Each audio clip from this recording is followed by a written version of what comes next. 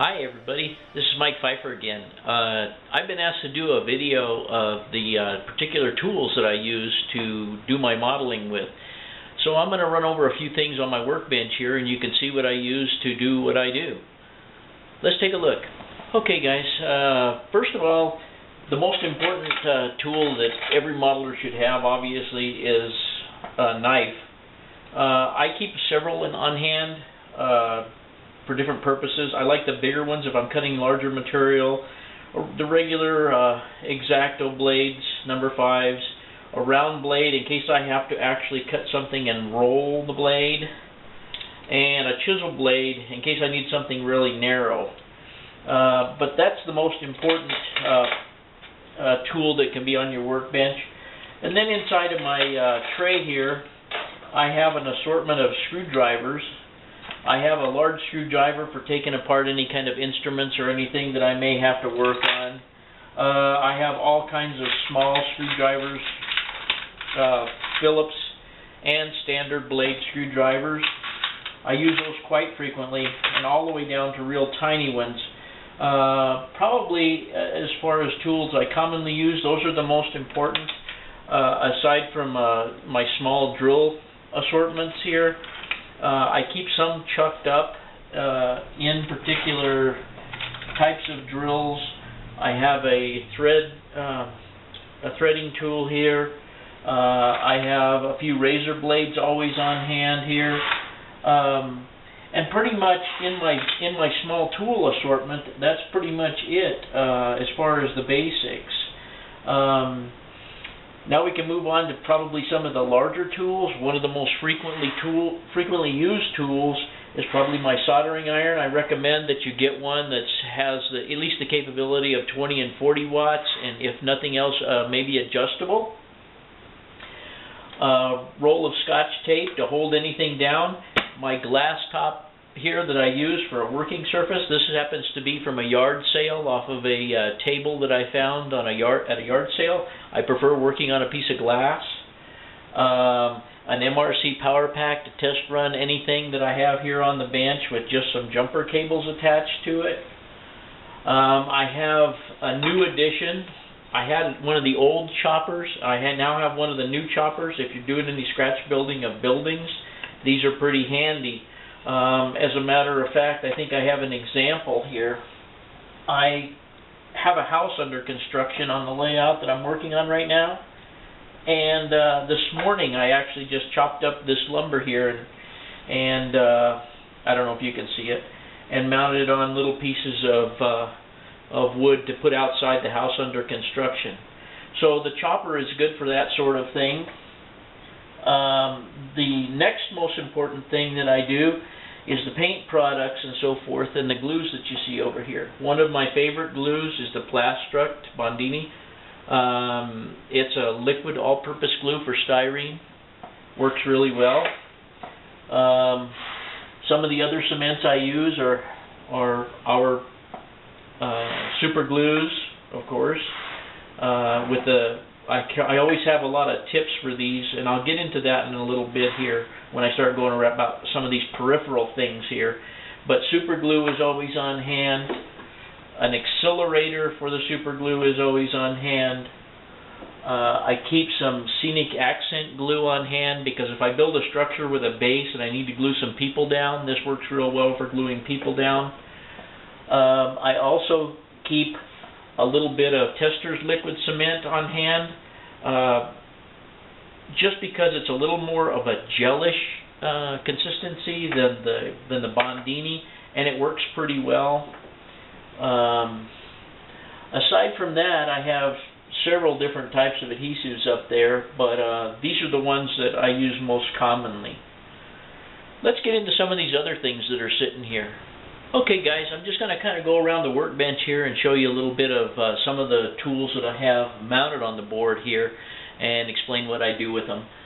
First of all, starting over here, what every one of us older guys needs is another pair of reading glasses, which brings up these. Every one of us needs some of these, I believe. I happen to have 2 pairs because I have crappy eyes. I have a voltmeter. I happen to have a little box here that I got when one of the gentlemen in our club passed away. I actually inherited this entire workbench, which has been a godsend, and I have enjoyed working on it for a long time. But nevertheless, this little bin that he had over here happens to have an assortment of screws that I've used from time to time. Not a lot in N scale, but you do need some from time to time. Fortunately, it had a bunch of drill bits. I have all kinds of tiny drill bits. One thing I might recommend is a drill bit size tool, because a lot of times you'll find these drill bits and you don't know what size you have. You can test them out with one of these drill bit sizing tools. Very handy.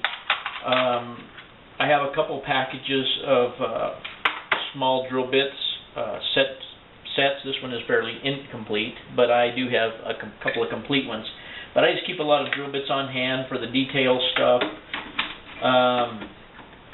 This drawer here happens to have some taps and so forth in it that I don't use an awful lot. What I do keep on hand is a lot of new tips for the soldering iron. It's always a good idea to keep new tips on the soldering iron. So I keep those on hand. There's just miscellaneous stuff in here. A lot of stuff in this particular drawer I don't use often, but when I need it, it's there. The top drawer here basically just has all my different blades in it for the knives. That's pretty self-explanatory. Another thing I have here, if I can get it out of here, I have a pretty good sized rack of paint brushes. Robin, bless her heart, always buys me for Christmas in my stocking a set of brushes. I have some new ones here, these white ones for this year, but you can't have too many paint brushes. You never know what size you're going to need. You never know how many you're going to get dirty at one time, and so it's always good to have a mixture. I have this is for a dusting brush. I have a kind of a big one that I use out on the layout as well.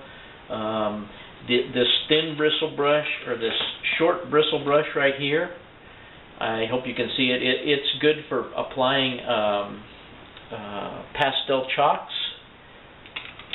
Just a little bit of everything in there, even a makeup brush just for light dusting.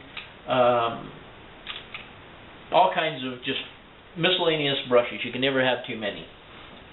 I have a lot of cleaning blocks, different assortment of cleaning blocks here, because if I have to clean the wheels on a locomotive or something while I'm sitting here, these are pretty handy, or if I need to clean a little piece of track that I'm going to use. I have some dead decoders and some live decoders here. I think a lot of us have some of these. These come in awful handy when you're soldering something. Clip a piece in here, and that way you can hold your solder and your soldering iron. I have a little container with a bunch of files, a bunch of micro brushes. Another handy tool to have around is the retractable Sharpies, fine point. I use this particular one to mark the metal tabs on a lot of decoders and stuff. When I install decoders in Cato locomotives, they sometimes have metal pickup tabs that need to be pulled out and insulated. I use this to mark it with. I find that these nail file type sanders work real well from Squadron. We carry them in assortments. This happens to be a fine one. They come in a set.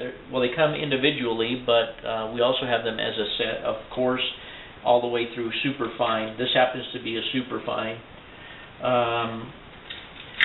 This is just an assortment of things that I keep around for finishing purposes. I keep a small, this happens to be a fiber optic tool. It's for cleaning fiber optic cable, but you could keep alcohol in anything, but I keep my alcohol in this little squisher here. You'll notice when I pump it, the alcohol comes up to the top here, and I can dip a cloth into it and clean whatever I need to clean as far as contacts or whatever the purpose would be. I have a bunch of small files as well as a couple of big files back here. And I have apparently a lot of cat hair back here. We've gone over the tape already. Above the tape, I have the two other important ingredients for soldering.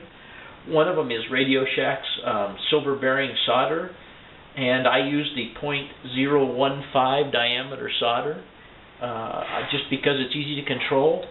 I haven't been able to find this again. This was a Radio Shack product as well, number 64-021A. It's a rosin flux. I really prefer it, and I don't know what I'm going to do whenever this runs out. I'm going to have to find another place to get it unless they happen to have it and I just missed it. Very important when you're soldering. Always use flux. Above that, I have a pair of bending pliers. These are the KD bending pliers for trip pins. I don't use them very often. I have a regular pair of pliers. I have a pair of flush cut pliers, which is nice for cutting off sprues and all that. I have a small pair of needle nose pliers. Very handy. I don't know what I would do here without this. Another pair of flush cut pliers that are slightly larger in case I need to do rail cutting or something a little bit larger than the little ones.